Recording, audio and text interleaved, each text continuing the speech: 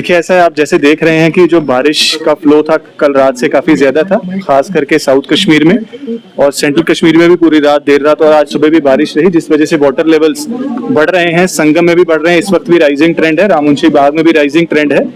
But IMD के हवाले से जो इनपुट्स हैं वो ये कहते हैं कि बारिश के लेवल्स अब रिसीड होने चाहिए 12 बजे के बाद से और शाम तक हमें और रिलीफ मिलना चाहिए। हाउएवर कंटिजेंसी प्लान्स हमारे इरिगेशन और फ्लड कंट्रोल डिपार्टमेंट ने पहले से इन प्लेस किए हुए हैं और जहां जहां हमें लग रहा है, जैसे हम यहाँ इस स्पॉट पर हैं आज बोन एंड जॉइंट हॉस्पिटल के पास, जहां लग रहा था कि दूधगंगा में कहीं जरूरत है रीइंफोर्स करने की थ्रू सैंड बैग्स, उसका काम तेजी से चल रहा है और अगले कुछ मिनटों में उसको कंप्लीट किया जाएगा। इसी तरीके से जो साउथ कश्मीर के कुछ इलाके हैं जहाँ कहीं कहीं लो लाइंग एरियाज में इवैक्यूएशन की जरूरत थी, डिस्ट्रिक्ट डिजास्टर टीम्स जो है वो इन प्लेस हैं और DCs की सिधारत में कहीं कहीं शिफ्ट किया गया है कुछ फैमिलीज को और DC श्रीनगर और इनकी टीम भी सारे डिस्ट्रिक्ट के अंदर कंटिजेंसी प्लान्स को इन प्लेस किया हुआ है। पुलिस है, CRPF, SDRF की टीम्स इन प्लेस हैं। हमारे इमरजेंसी ऑपरेशन सेंटर्स काम कर रहे हैं, हमारे पावर सेंटर्स, हमारे power systems up and running है, telecom services are okay. Hopefully things should B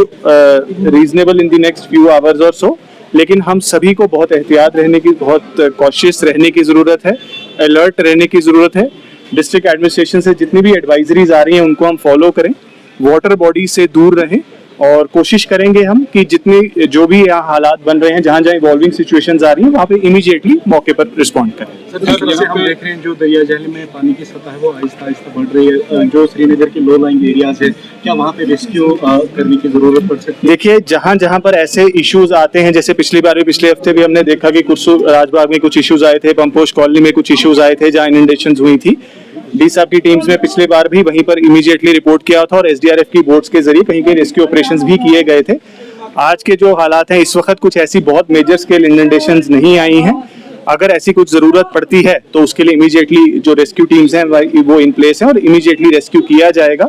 हमारी मैजिस्ट्रियल टीम्स भी इन प्लेस हैं ताकि लोगों को वो इन टाइम अलर्ट करेंगी। अगर वो अपने लेवल पर भी कहीं मूव करना चाहते हैं एज अ प्रिकॉशनरी मेजर्स वो कर सकते हैं, लेकिन वो डिसीजन बिल्कुल इमीडिएटली और एज पर दी इवॉल्विंग सिचुएशन लिया जाएगा। देखिए वही मैं बताया, जैसे कि DC कुलगाम की जो टीम है वो कल रात से ही एक्टिव है और कुछ तकरीबन 9 ऐसे विलेजेस थे जहां पर हमें रेस्क्यू करना पड़ा। तकरीबन 2500 जो लोग हैं उनको कहीं कहीं रिलीफ शेल्टर्स में शिफ्ट करना पड़ा, कुछ लोग अपने रिलेटिव्स के पास भी शिफ्ट हुए क्योंकि वैशू नाला के अंदर जो फ्लो था वो ज्यादा चल रहा था, डेंजर लेवल्स के पास था। अभी भी इस वक्त भी जो है बारिश के हालात साउथ कश्मीर में बने हुए हैं, पर जो IMD का अनुमान है कि अगले कुछ घंटों में काफी उसमें रिलीफ मिलने की जरूरत है। बट फिलहाल अनंतनाग में और कुलगाम में जहां जहां लो लाइंग एरियाज में इंडेशन हम महसूस कर रहे हैं वहां पर जो है इवैक्यूएशन जो प्रोटोकॉल्स हैं उनको लागू नहीं किया जा रहा है। ये ऐसा है कि सिचुएशन जो है बड़ी डायनेमिक है, जैसा हम देखते हैं वाटर लेवल्स अगर इस वक्त बढ़ रहे हैं, लेकिन जो अगर IMD के फोरकास्ट के हिसाब से चले और शाम को